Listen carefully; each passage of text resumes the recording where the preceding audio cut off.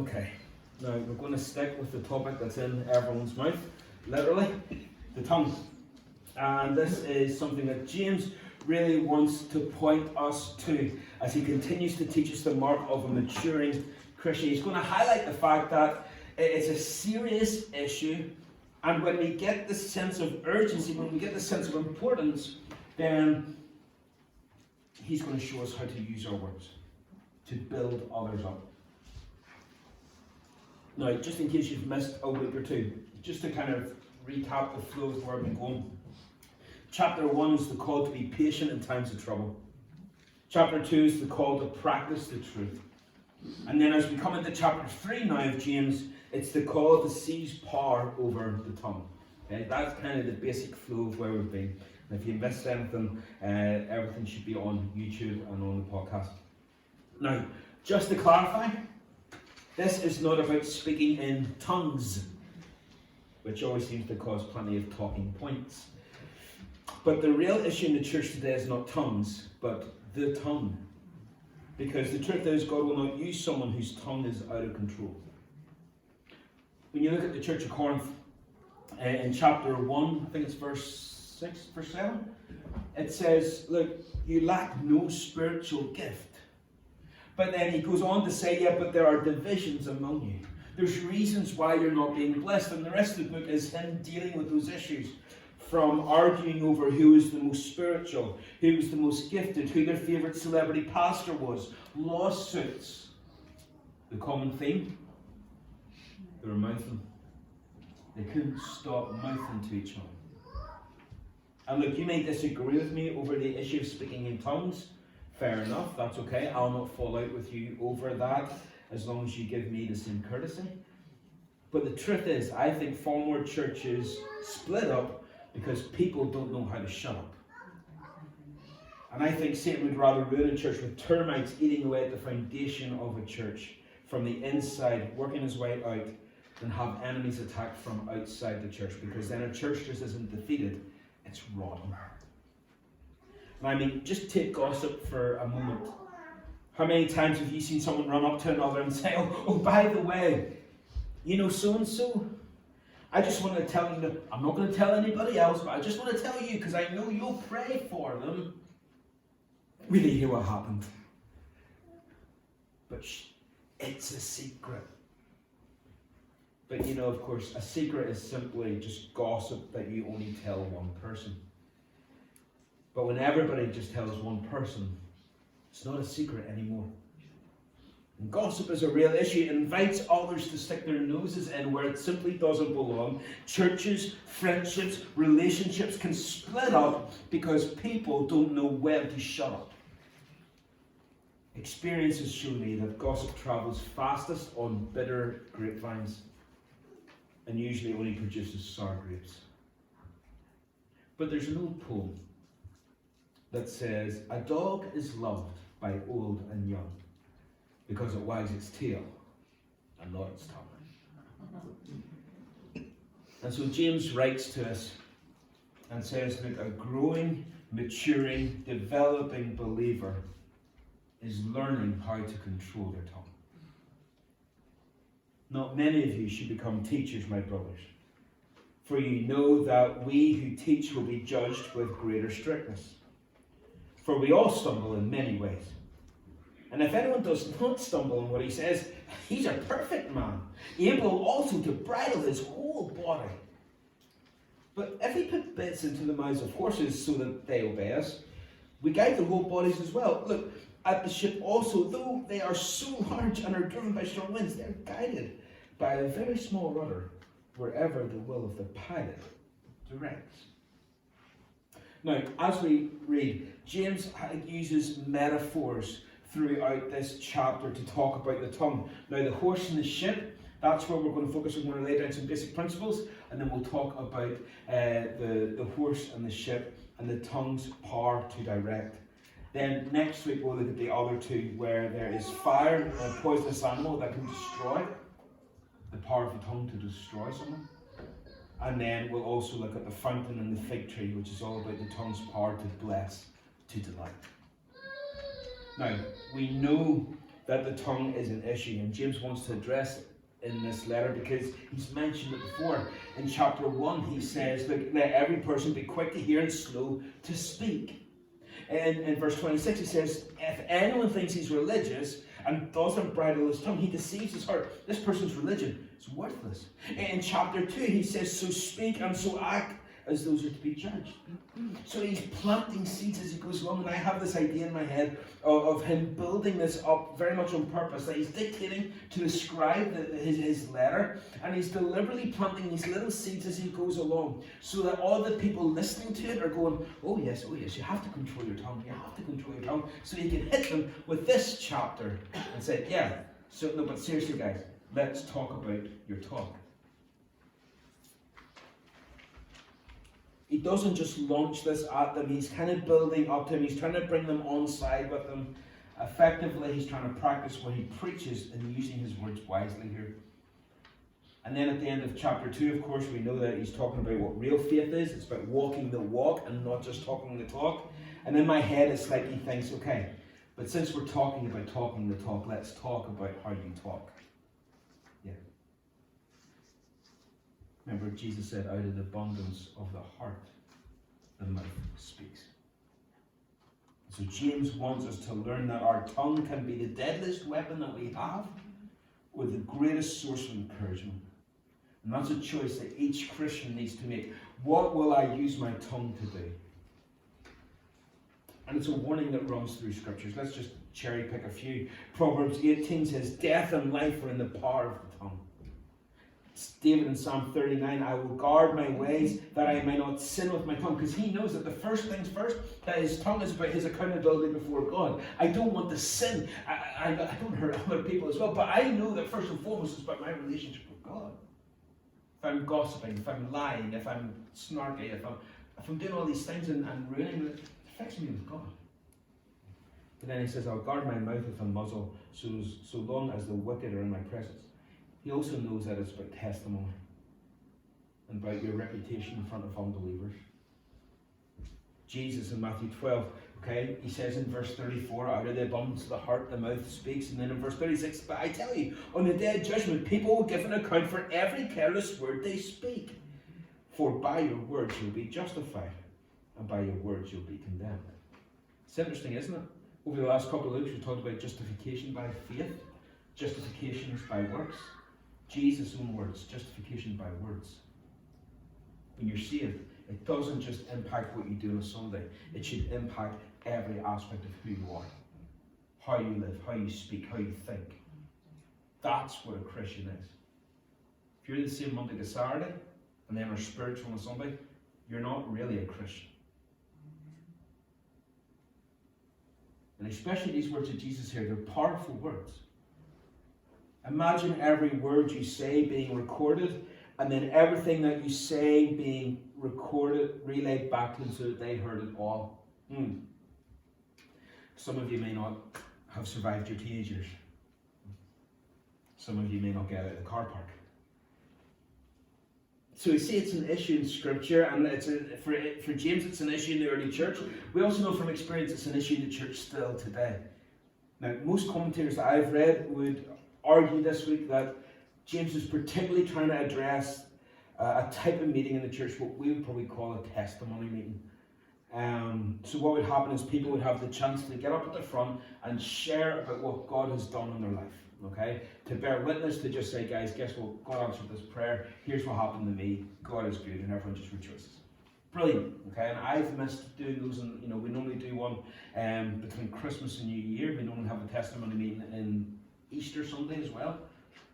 I love those meetings. They're some of my favourite that we have in the church. But what was happening in James's meeting was that people were getting to the front, and then they're saying, well, now that I'm here, here's how I think the church should work. Here's how I think God thinks. And basically, even though they didn't know what they were talking about, they basically just started offering up uninformed opinions. They didn't have any study of theology or eschatology or ecclesiology or hamartiology or any of those doctrines of Scripture. And they started just spouting their mouths off what I think. And it ended up a free-for-all. And so James starts here in verse 1. He says, guys, this teaching thing, it's not for everyone. And I know some of you are sitting there going, yeah, I know, it's not for me. I don't want anything to do with it. No way. Fair enough. But he's not saying that people shouldn't go out and share about what God has done in their lives. That you shouldn't bear witness, that you shouldn't testify to the goodness of God. What he's saying is that you shouldn't use that space to try and preach.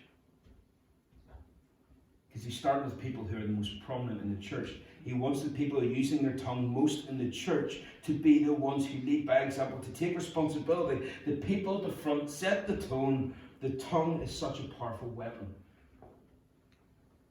Now, it is such a powerful weapon because you don't even have to be in the same room as someone to attack them. You don't have to be even in the same city as them to destroy someone's reputation. In fact, doing it behind someone's back is normally the preferred method. If you have a knife, you normally have to be within 2 feet of someone. A gun, I don't know, 10, 15 feet. But with the tongue, you can tag anyone on the planet with equal force just by the words that you say. And in verse 1 in particular, it's a warning for anyone who wants to teach in church. Okay, so primarily, yes, he's coming after me here. But it's also for anyone who wants to be involved in Bible class, campaigners, youth fellowship, youth quake, or any of the other ones. If you decide that you want to teach, if you want to disciple someone, then you're going to be accountable for every single word that comes out of your mouth as you teach them. Now, primarily that takes my mind to 2 places. First is careless words about God, where you start to kind of make light of who God is. You didn't belittle him by being childish, by being silly, by just telling jokes all the time. Instead of trying to glorify him and people leaving with a sense of awe and wonder about who God is, they leave with a diminished view. That's the first place where my mind goes. But I think James wants to focus in on the second one, which is giving false hope to people about their salvation. If you think he spent all last chapter talking about what real faith is. It's not dead faith. It's not demonic faith. It's dynamic. It's real. It's vibrant. So I'm pretty sure that the focus here is about giving people false hope over a false faith. And look, I'm there. I'm there with them. I get angry when I hear sermons and worship songs and they just give the wrong information out about what it means to be saved. And so James says, look, some of you guys aren't cut out for this. These aren't able to teach it right. Heard a true story about a woman who was on a train with her child. It was a heavy blizzard. It was dark. They were travelling across Europe on a sleeper train, and she was feared about falling asleep and missing her stop. And so any time the conductor went past, she said, look, are we nearly there? Let me know. See, the signs were, it was so dark outside, the snow was so thick, nobody could see or tell where they were, and were relying on the conductor to tell them. So the conductor went up and down and announced each stop and says, look, love, don't you worry, I'll let you know when it's your stop.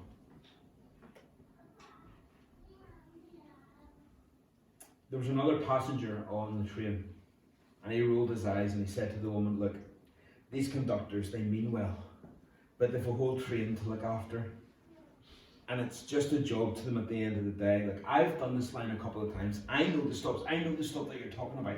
I'll tell you when it's time to get off. It's 2 stops from here.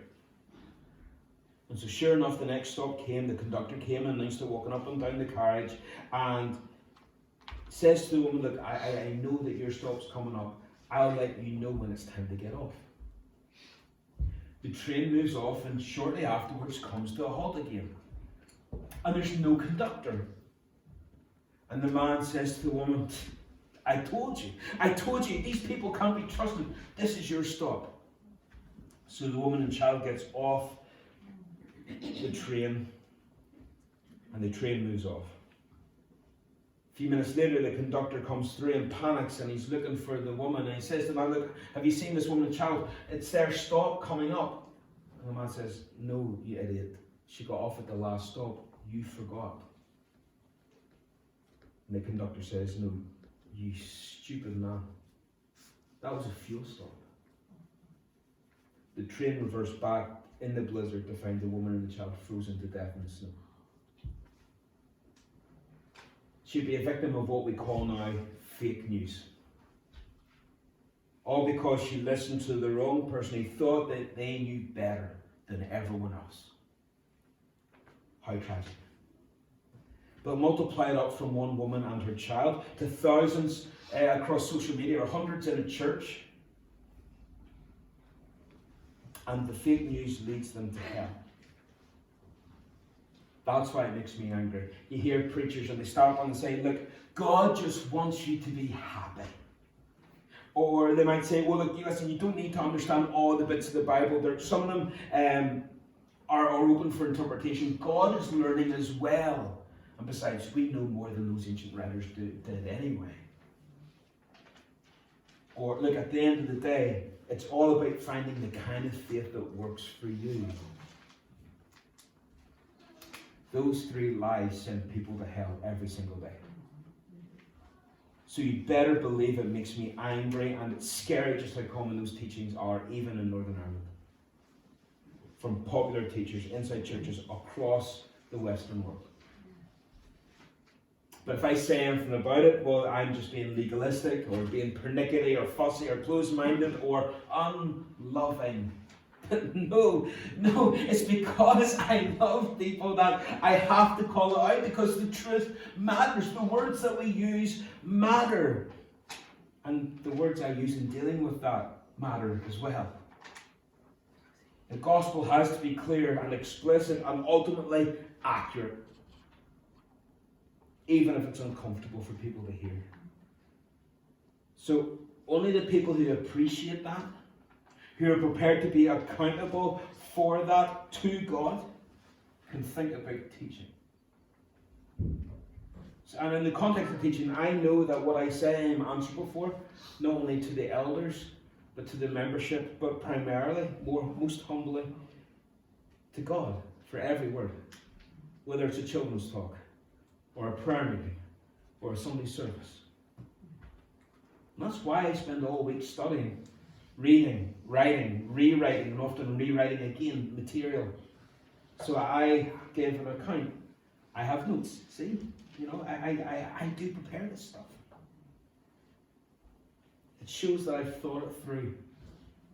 I know where I am. I know where I'm going. I can stay on target, back it up with scripture. I don't just come here and leave church going, I'm surprised there's anybody else been looking right there. I know it maybe feels like that sometimes, but it doesn't. I speak knowing that I give an account.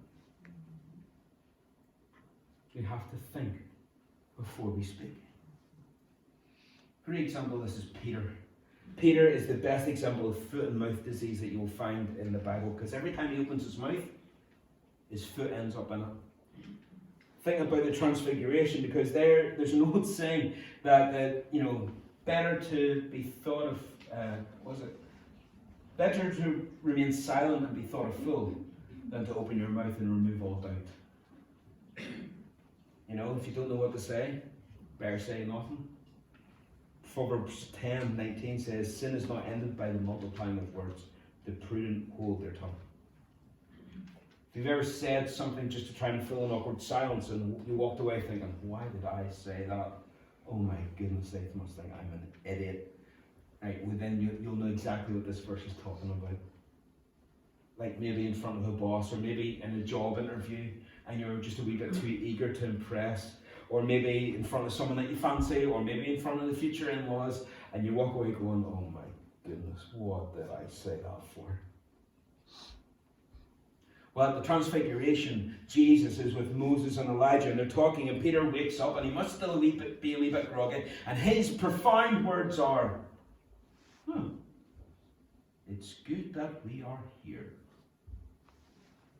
And you can imagine Elijah just rolling his eyes, oh my goodness, Moses, where'd you get this guy, Jesus? I'm like, this is the rock that you're building the church on. Jeepers, oh. In fact, God speaks out of heaven and says, this is my beloved son. Listen to him, which is a really divine way of saying, oi, Peter, less talking, more listening. Think before you speak. Not many of you should become teachers, my brothers, for you know that we who teach will be judged with greater strictness. For we all stumble in many ways. Now, this should undermine the doctrine of sinless perfection. I don't know if you've heard about this, but it's the idea that some believers can reach a stage in their spiritual growth where they stop sinning. They have made it. They just don't sin anymore. Now, vast majority of people I know would deny this doctrine, yet many Christians that I know believe that everything that's wrong in the church is always someone else's fault. It's never their fault. Couldn't be me.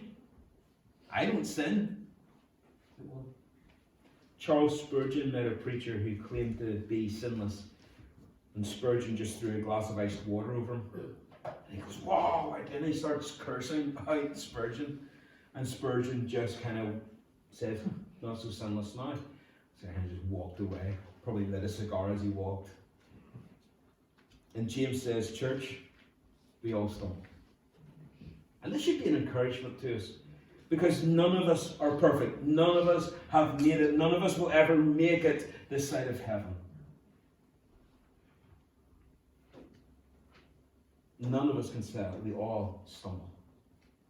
And that's good, because Satan will come along and say in your ear, "Hey, I can't believe you just did that.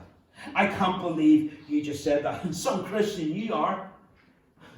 There's no way you're going to the prayer meeting tonight after that, are you?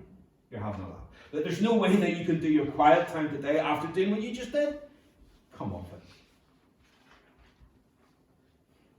You know, it's not the first time you've done this. You're probably not even saved. You're just a fraud. Imagine if everybody found out that you're just an imposter.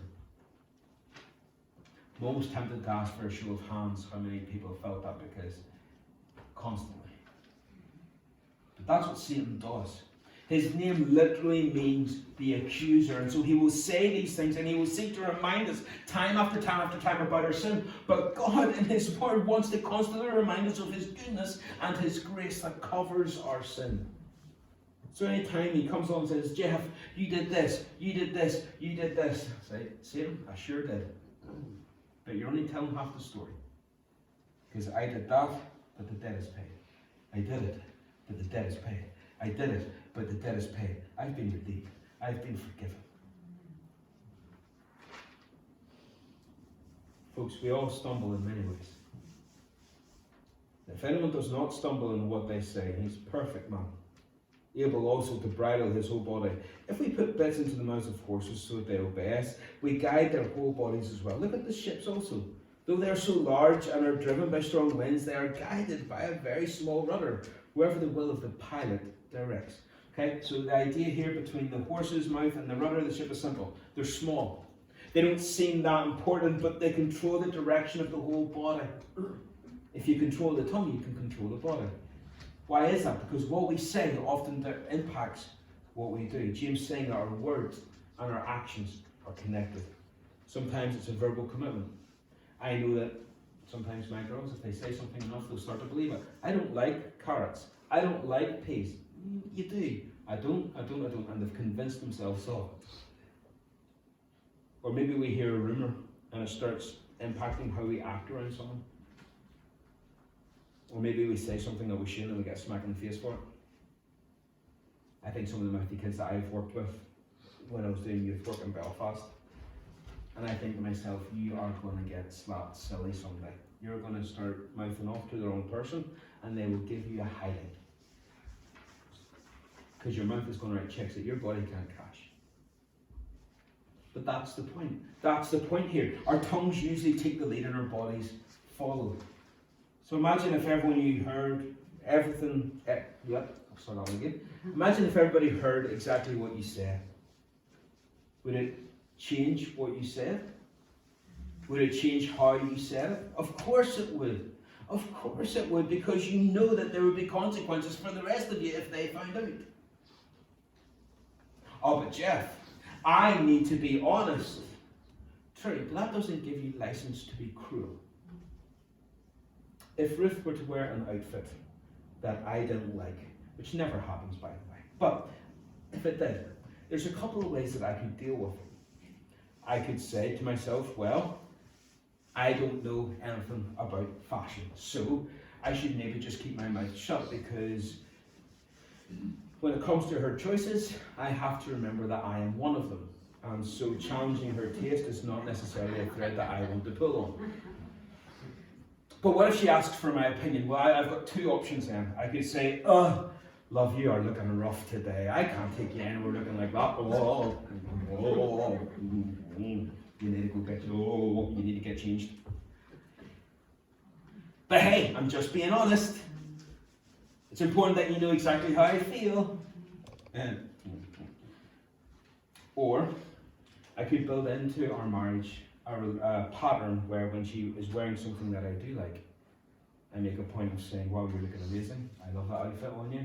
It's one of my favourites. You really suit that colour. You really suit that shape. You look amazing. That's one of my favourite outfits that you have. You really suit this. See, I can build her up, or I can tear her down. I'm effectively conveying the same message, but I'm putting the focus on a completely different way. One way might get me some brownie points, much needed brownie points. The other one might get me murdered. And on my tombstone, he deserved it. My tongue will have taken me down, my body down a very bad path. So think before you speak, because your words and your actions are connected. Control your tongue, your body will thank you for it. James highlights that the rudder is small compared to the ship. It fights against the open waves and ocean currents. It takes a strong hand at the helm to steer the ship, or a strong, experienced rider to control a very independent, stubborn horse. Likewise, we need to have someone who's going to be in control of our tongue. And if we want God to lead us and guide us and direct us in our lives, which is a prayer that I have heard every Christian I have ever met pray, Lord, guide me. Lord, steer me. Lord, show me where I want to go. Then He needs to be in control of the tongue as well. Psalm 141 said, guard over my mouth, Lord. Lord, keep watch over the door of my lips. Folks, this week, will your tongue share the gospel or gossip? Will your tongue strengthen other believers or sap the strength of other believers? Will you use your words to love people or lie to them? Think before you speak. It's like trying to get the toothpaste back into the tube. So make what you say count. Let me just tell you this story and then we're finished. A woman was a renowned gossip in her church, and she'd heard a particular juicy little tidbit about the pastor. And so she shared her prayer point with the girl from the hairdresser, someone down in the marketplace, with her friend at the school playground, and her neighbour next door. A few days later, she realised that the rumour was totally unfounded, and she went to the pastor to apologise and ask for forgiveness. No problem, said the pastor, but before I do forgive you, do me a favour. Sure, no problem, whatever.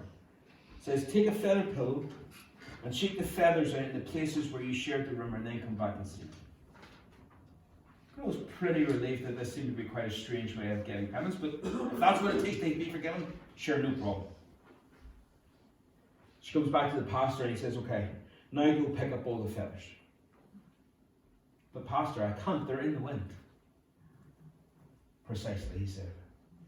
And though you may truly wish to correct the evil you have done, it is impossible to repair the damage done by your words, as it is to recover the feathers. Your words are out there in the marketplace, in the school playground, spreading hate, even as we speak. Folks, before you speak, think. Every conversation is an opportunity to build that person up or to tear them down. And if you're growing as a Christian, you'll understand the choices that you make. Death and life are in the power of the tongue. Brian, we're going to sing our last one now, and then I'll close in prayer. Thanks.